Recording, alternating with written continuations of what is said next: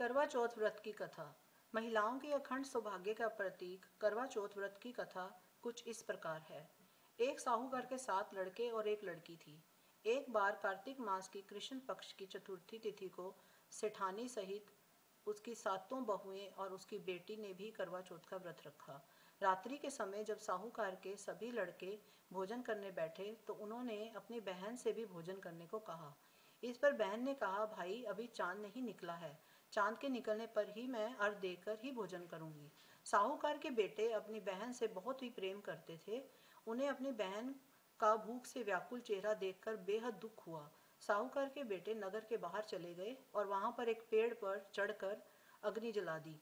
घर वापस आकर उन्होंने अपनी बहन से कहा, देखो बहन, चांद निकल आया है, अब तुम उन्हें अर्घ देकर भोजन ग्रहण कर सकती हो। साहूकार की बेटी ने अपनी भाभियों से कहा, देखो देखो, चांद निकल आया है, तुम लोग भी अर्घ देकर भोजन कर लो। ननद की बात सुनकर भाभियों ने कहा, बहन अभी चांद नहीं निकला है, तुम्हारे भाई धोखे से अग्नि जलाकर उसके प्रकाश को चांद के रूप में तुम्हें दिखा रहे हैं। साहूकार की बेटी अपनी भाभियों की बात को अनसुनी करते हुए अपने भाइयों द्वारा दिखाए गए चांद को अर्घ देकर भोजन करने लगी।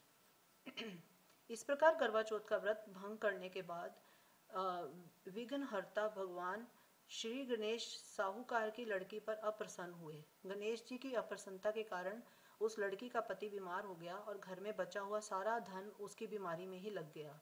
साहूकार की बेटी को जब अपने किए हुए दोषों का पता लगा तो उसे बहुत पश्चाताप हुआ। उसने गणेश जी से क्षमा प्रार्थना की और फिर से विधि विधान पूर्वक चतुर्थी का व्रत शुरू कर दिया। उसने उपस्थित सब लोगों का श्रद्धानुसार आदर किया और तदुपरांत उनसे आशीर्वाद ग्रहण किया।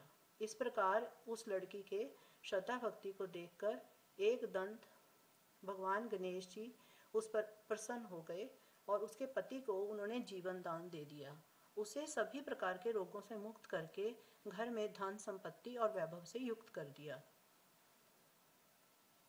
कहते हैं, इस प्रकार यदि कोई मनुष्य छल कपट अहंकार लोभ लालच को त्याग कर श्रद्धा और भक्ति भाव पूर्वक चतुर्थी का व्रत पूर्ण करता है तो वह जीवन में सभी प्रकार के दुखों और क्लेशों से मुक्त हो जाता है और सुखमय जीवन व्यतीत करने लगता है।